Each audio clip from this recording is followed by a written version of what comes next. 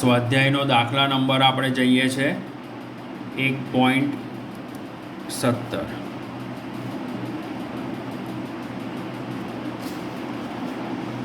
Okay, PPM આપેલું છે. મેં કાલે જે તમને લખાયું છે એમાં પીપીએમ વ્યાખ્યાનો પણ ઉલ્લેખ કર્યો છે, બરાબર. એટલે આપણે 15 પીપીએમ એટલે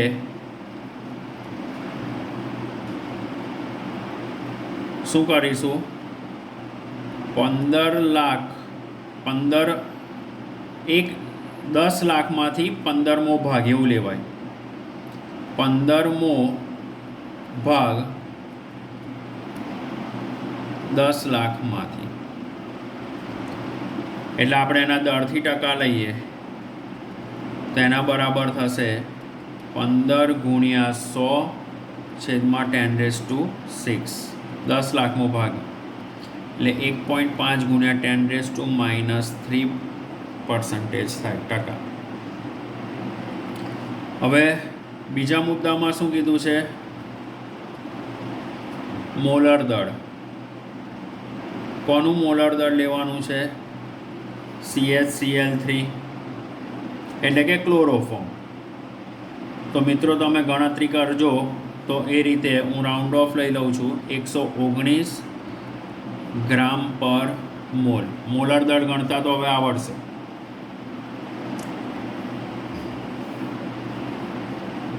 હવે આપણને એવું કીધું કે 1.5 ગુણ્યા 10⁻³ એટલે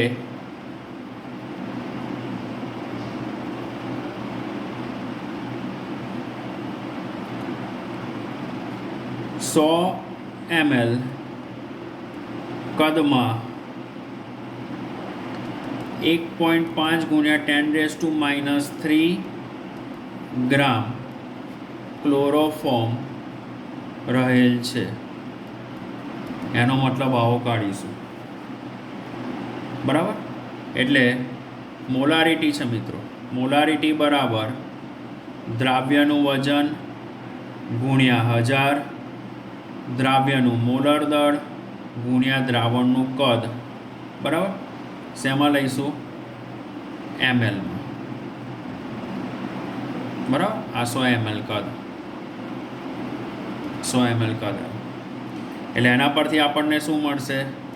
મોલારિટી, દ્રાવ્યનું વજન કેટલું આવ્યું?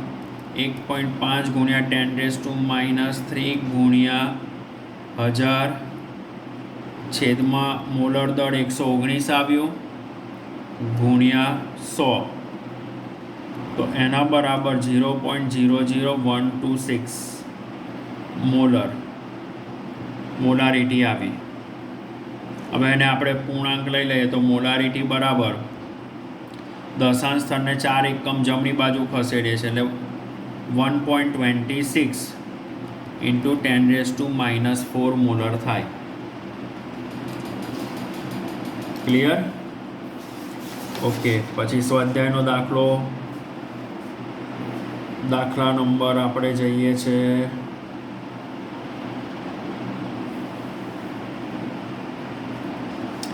1.34. રિવિઝન કરાવી દઉં છું એ દાખલાનું. આમ તો STP આપણે ગણેલું જ છે, પણ છતાં એકવાર લઈ લઉં છું. તો સ્વાધ્યાય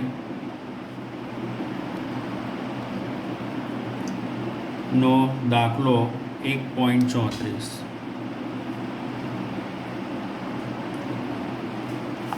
તો એક વેલ્ડિંગ કરવાનો બળતણ વાયુ કાર્બન અને હાઇડ્રોજન ધરાવે છે. થોડા પ્રમાણમાં ઓક્સિજન છે. ઓકે. થોડા પ્રમાણે ઓક્સિજનની હાજરીમાં બાળતા 3.38 ગ્રામ કાર્બન ડાયોક્સાઇડ અને 0.690 ગ્રામ પાણી, બરાબર. એટલે મને શું આપ્યો? 3.38 ગ્રામ કાર્બન ડાયોક્સાઇડ અને 0.690 ગ્રામ પાણી છે. ઓકે, એટલા ગ્રામ પાણી છે. તો અને અન્ય કોઈ નીપજતું નથી, તો આ વેલ્ડિંગ વાયુનું 10 लीटर कद एसटीपी मित्रों अंडरलाइन करजो एसटीपी 11.6 ग्राम वजन दर्शावे छे तो गणतरी करो आटलू आटलू आटलू ओके। हवे मित्रों मने पहलू तो अहींया टका आप्या नथी बराबर तो हूँ टका लेवा जईश। कार्बन अने हाइड्रोजनना टका आप्या नथी एटले एनो मतलब एवो थयो के आनी अंदर कार्बन अने हाइड्रोजन तत्वों छे। तो आपणे पहलू स्टेप शुं टका शोधीशुं बराबर स्टेप प्रमाणे जईशुं। तो टका शोधता मोलर दर 44 ग्राम CO2 में 12 ग्राम कार्बन तो 3.38 ग्राम CO2 में केटला ग्राम कार्बन त्रिराशि पद ज मूकवानुं छे। तो आपणे शुं करीशुं 12 गुणिया 3.38 ना छेदमां 44 एना बराबर केटला 0.9218 टका कार्बन 100 लई लઉં છું એટલે બરાબર। એવી રીતે બીજો મુદ્દો 18 ग्राम H2O में 2 ग्राम हाइड्रोजन तो 0.690 ग्राम H2O में केटला ग्राम हाइड्रोजन तो 2 ना छेद में 2 गुणिया 0.690 छेद में 18 एना बराबर 0.0767 एना बराबर 7.67 टका थशे बराबर। 0.69 है ने एटले बराबर है। चलो एटले 7.67 टका आवशे। केटला आवशे 7.67 टका ओके। हवे मारे लेवानुं छे मने दળ નથી આપ્યું એટલે અહીંયા લઈશ સંયોજનનું કુલ દળ બરાબર કાર્બન વત્તા હાઇડ્રોજન। તો કાર્બનનું દળ કેટલું છે જેટલા ટકા એટલા જ આપણે દળ લઈએ ને એટલે કાર્બનનું દળ કેટલું મળ્યું। हाँ हवे अहींया जुओ मित्रों आ 0. आ शुं आव्युं वजन एना बराबर आपणे टका लईशुं केटला 92.18 अने अहींया केटला छे 7 पॉइंट एटले आ बराबर 0.0767 ग्राम बराबर छे बराबर एटले एना भाई 7.67 ने 92.18 टका एटले हवे आपणे मारे संयोजननुं कुल दળ लेवुं छे। तो कुल दળ लेवा माटे शुं करीशुं 0.9218 वत्ता 0.0767 तो एना परथी मने केटलुं मळशे 0.9985 ग्राम संयोजननुं कुल दળ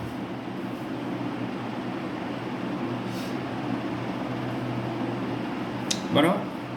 हवे मित्रों टका जे मैं डायरेक्ट लख्या छे ए बीजी रीते शोधीए। कार्बनना टका बराबर वजन छेदमां संयोजननुं कुल दળ गुणिया 100 तो वजन केटलुं छे 0.9218 छेदमां 0.9985 गुणिया 100 एटले मैं कीधुं ए प्रमाणे मित्रों आवशे 92.32 टका वेरिएशन आव्युं। आ मेथड अहीं थोड़ीक बदलाई छे। हाइड्रोजनना टका बराबर 0.0767 छेदमां 0.9985 गुणिया 100 तेना परथी एना टका केटला आवे छे 7.68 टका हाइड्रोजनना टका। थोड़ी उतावळ थई गई थी एटले જોઈ લેજો હવે તત્વ, ટકા, પરમાણ્વીય દળ,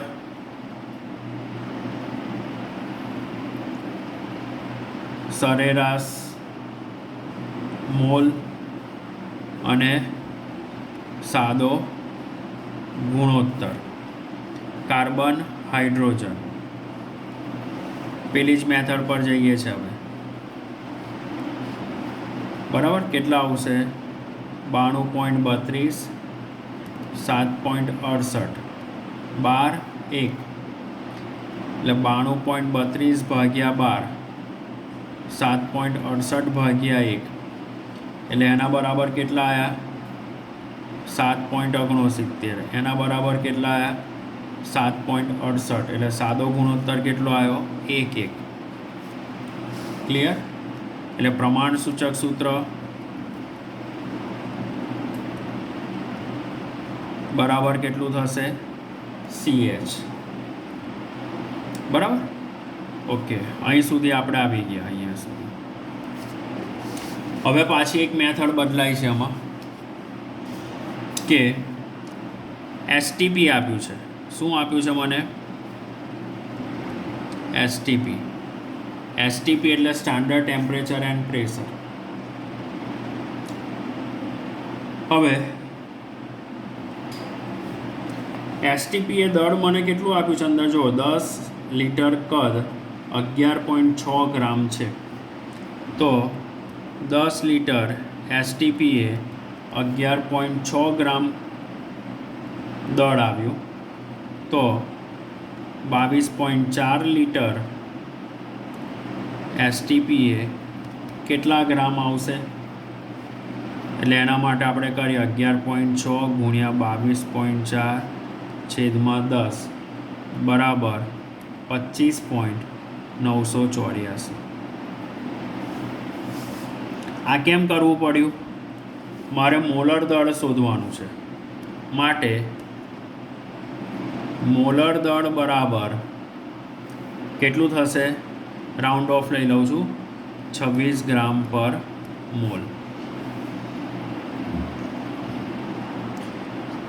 પ્રમાણ સૂચક સૂત્ર દળ કેટલું થશે?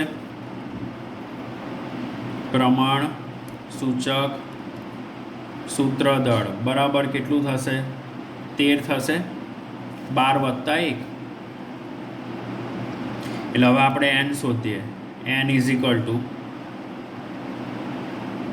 મોલર દળ છેદમાં પ્રમાણ સૂચક સૂત્ર દળ બરાબર શું થાય?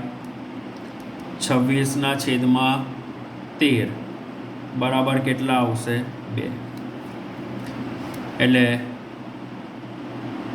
અણુસૂત્ર બરાબર n ગુણ્યા મોલર પ્રમાણ સૂચક સૂત્ર. તો 2 ગુણ્યા CH બરાબર C2H2 આન્સર આવશે. બરાબર. તો મિત્રો આ રીતે તમે સ્વાધ્યાયના દાખલા જોજો અને એની પ્રેક્ટિસ કરજો. અને બાકી રહેલા જે ટૉપિક છે હવે આપણે પૂરું કરીશું. એટલે લગભગ સ્વાધ્યાયમાંથી દાખલો તમને આવશે જ યુનિટ ટેસ્ટમાં. તો આ દાખલા કમ્પ્લીટ કરજો. બરાબર. Good day.